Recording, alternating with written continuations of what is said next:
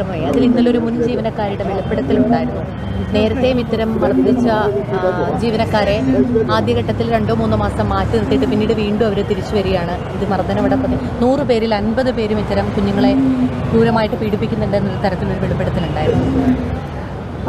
ഓരോരോ കാലഘട്ടങ്ങളിൽ എത്രയോ വർഷങ്ങളായിട്ട് അവിടെ ജോലി ചെയ്തു വരുന്ന കുറേ ആളുകളാണ് അവിടെ ഉള്ളത്. അപ്പോൾ കുഞ്ഞുങ്ങൾക്കെതിരെയുള്ള അതിക്രമം ഒരു കാരണവശാലും അംഗീകരിക്കാൻ കഴിയില്ല. അത് കുറ്റകൃത്യമാണ്, ഗൗരവതരമായിട്ടുള്ള കുറ്റകൃത്യമാണ്. അപ്പോൾ അതുകൊണ്ടാണ് ഞാൻ ഇന്നലെ ഇക്കാര്യം പറഞ്ഞിരുന്നു. അതായത് ശിശുക്ഷേമ സമിതിയിൽ ഉൾപ്പെടെയുള്ള ഹോമുകളിൽ, സർക്കാരിൻ്റെ ഹോമുകളിലും NGO-കളിലും ഹോമുകളിലുമൊക്കെയുള്ള ഇങ്ങനെയുള്ള ആളുകളുടെ ഒരു പ്രവർത്തനം വിലയിരുത്തും തീർച്ചയായിട്ടും.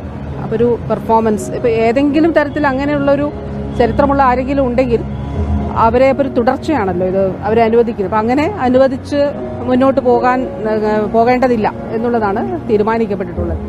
അതോടൊപ്പം പുതിയ ആളുകളെ നിയമിക്കുമ്പോഴും അവരുടെ ഒരു സൈക്കോ സോഷ്യൽ ഒരു അനാലിസിസ്, ഒരു എക്സ്പേർട്ട് ഒപ്പീനിയൻ ഒക്കെ എടുത്ത് എന്താണെന്നുള്ളതൊരു ആപ്റ്റിറ്റ്യൂഡ് ഒക്കെ പരിശോധിച്ച് ഇതൊരു ജോലിക്കപ്പുറത്തേക്ക് ഒരു കുഞ്ഞുങ്ങൾ ഇപ്പം നമ്മൾ ഇന്ന് രാവിലെ ശിശുക്ഷേമ സമിതിയിൽ ലഭിച്ചത് 6 ദിവസം പ്രായമുള്ള ഒരു കുഞ്ഞിനെയാണ്. ഇന്ന് രാവിലെ 2:30. അത് വർത്തമാനം പറഞ്ഞു തുടങ്ങിയിട്ടില്ലാത്ത ചെറിയ കുഞ്ഞുങ്ങളാണ്. അപ്പോൾ അവരുടെ സംരക്ഷണം ഉറപ്പാക്കുന്നതിന് വേണ്ടിയിട്ടുള്ള ശാസ്ത്രീയമായ നടപടികളിൽ ഇപ്പം എല്ലായിടത്തും ക്യാമറകളുണ്ട്, പക്ഷെ ഇല്ലാത്ത ഇപ്പം ടോയ്ലറ്റ് അവിടെ നമുക്ക് ക്യാമറയില്ല. അതിൽ മറ്റു കുഞ്ഞുങ്ങളുടെ പ്രൈവസിയും ഒക്കെ അതിൽ വിഷയമാണല്ലോ.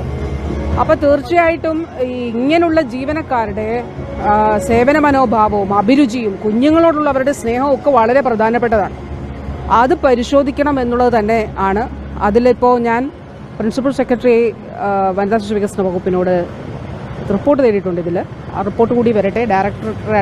അഡീഷണൽ ഡയറക്ടറാണ് അത് അന്വേഷിക്കുന്നത്. ആ റിപ്പോർട്ടിൻ്റെ കൂടി അടിസ്ഥാനത്തിൽ ഇങ്ങനെയുള്ള ചില കാര്യങ്ങൾ കൂടി നമുക്ക് പോകേണ്ടതായിട്ട് ഉണ്ട്. അപ്പോൾ ആ ശാസ്ത്രീയമായിട്ടുള്ള ചില സമീപനങ്ങൾ ജീവനക്കാരെ നിയമിക്കുന്നതിൽ ഉൾപ്പെടെ വേണം.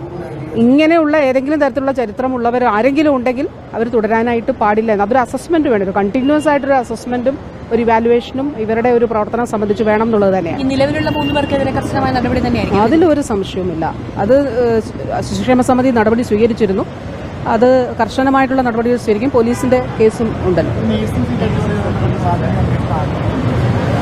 അതിൽ ഒരു ഉന്നതതല അന്വേഷണം നടത്തണമെന്നുള്ളത് തീരുമാനിച്ചിരുന്നു. അതിന്റെ ബാക്കി കാര്യങ്ങൾ അത് എന്തൊക്കെ ഈ കാര്യങ്ങൾ മുഴുവനായിട്ട് പരിശോധിച്ചതിന് ശേഷം ഉന്നതതല അന്വേഷണമായിരിക്കും. തീർച്ചയായിട്ടും സമഗ്രമായ അന്വേഷണം നടത്തും.